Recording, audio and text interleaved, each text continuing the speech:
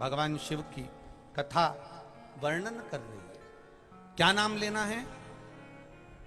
अगर मान लो शरीर में कोई गांठ पड़ जाती है, डॉक्टर अपना इलाज कर रहा हो, उस जगह पर प्रजापति वीरण की पुत्री आसकनी का नाम स्मरण में आना चाहिए। एक बार सब बोलिए, क्या नाम है?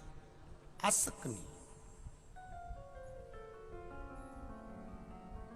और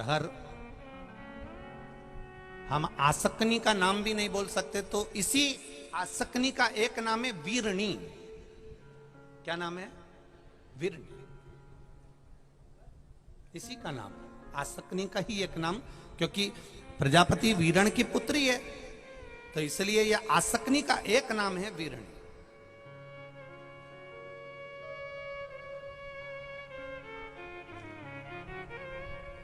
दक्ष प्रजापति से कहा, आप प्रजापति वीरण की कन्या आसकनी से विवाह कर लीजिए।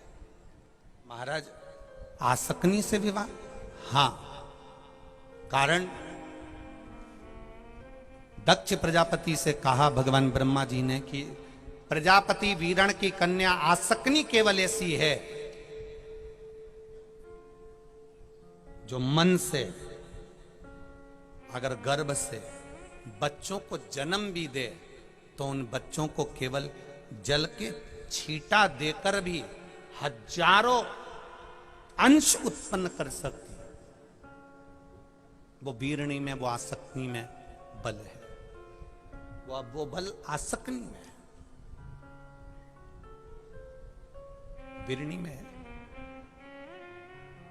और अच्छे से समझिएगा, जब नारी का 5वां 6ठा महीना हो, डॉक्टर कहे बच्चे की धड़कन नहीं है, कोई कह दे बच्चे की हृदय में छेद है, हम तो यहां तक कहेंगे जिस बच्चे को, कोई बच्चा ऐसा होता है जिसको बार बार ब्लड चढ़वाना होता है, बार बार उसका ब्लड चढ़ता है, या कोई ने कह दिया इसका ऑपरेशन होगा हार्ट का, इसमें छेद है, डॉक्टर का तुम इलाज करवाते रहो, डॉक्टर को चेक करवाते रहो, क्योंकि डॉक्टर को चेक करवाते रहोगे तभी तो तुम्हें मालूम पड़ेगा कि देवादिदेव महादेव ने कृपा करी कि नहीं करी।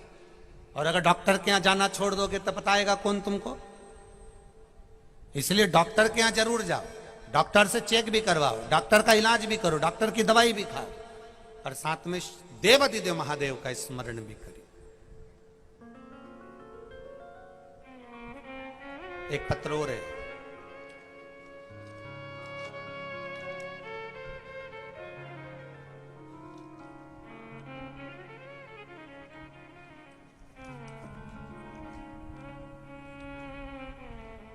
दक्षा नागर, ग्राम चंदेर, तहसील देपालपुर। चंदेर ही है ना गांव?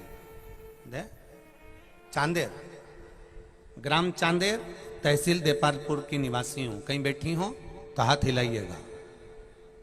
दक्षा नागर, कहीं बैठी हो तो हाथ हिलाइएगा। दक्षा नागर, दोनों हाथ ऐसे हिला दीजिएगा अगर कहीं बैठी हो। दक्षा नागर इधर है क्या? अच्छा, दिख रहे हो, ठीक है, ऐसा हिला दीजिए एक बार दक्षा जी। मैं दक्षा नागर,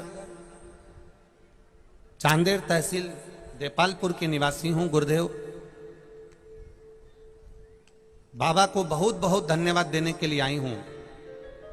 ये मेरी दूसरे नंबर की शिव महापुराण की कथा चल रही है। पहले मैंने बाबा की कृपा से कथा को श्रवण करा। कैलाश पटेल जी को मैं धन्यवाद देती हूं कि आपने देपालपुर वासियों के लिए ये दूसरी बार शिव पुराण की कथा रखी। आपको बहुत बहुत साधुवाद है। कोटि कोटि नमन कर कर।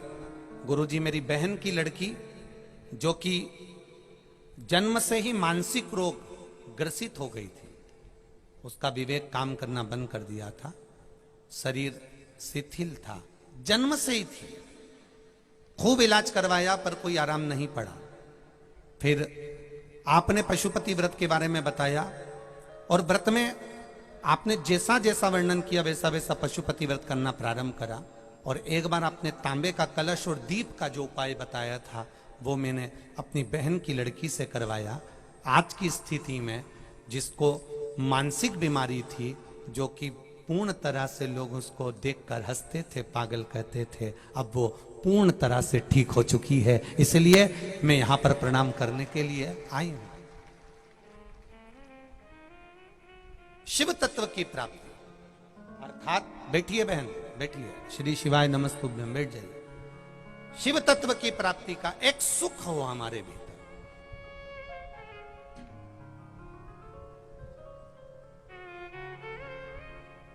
ये जितनी भी माताएं कथा सुन रही हैं, जितनी फेसबुक यूट्यूब पर, जितने भी टीवी पर कथा सुन रही हैं, आपसे निवेदन है इस कथा को बड़े ध्यान लगाकर सुनना, इसके संवादों का स्मरण करिएगा।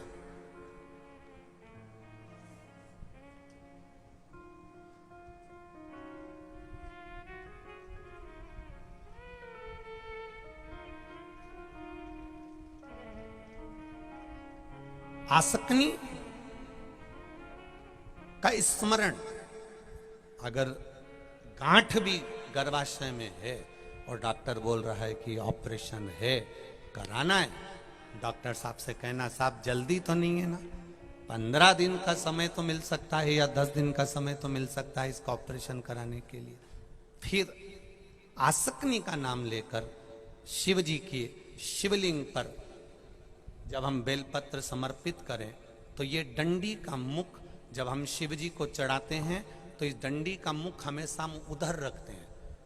अब की बार आसक्ति का नाम लेकर जब हम शंकर भगवान को बेलपत्र समर्पित करेंगे तो ये डंडी का मुख शिवलिंग पर अपनी ओर रखेंगे और उसी बेलपत्र को चढ़ाकर जल समर्पित कर कर, आचमन कर कर, उसी बेलपत्र को लाकर घर के द्वार को पूरा खोलकर घर के अंदर प्रवेश कर कर घर के बाहर स्मरण को, शिव को याद करते हुए उस बेलपत्र को चबा चबा कर खाना प्रारंभ करिए। 10 दिन मांगिए आप कि 10 दिन के बाद मैं ऑपरेशन कराऊंगी, मना नहीं, पर एक बार मैं मेरे महादेव का नाम का स्मरण करना चाहती हूं, एक बार शिव तत्व को जान। क्या नाम है?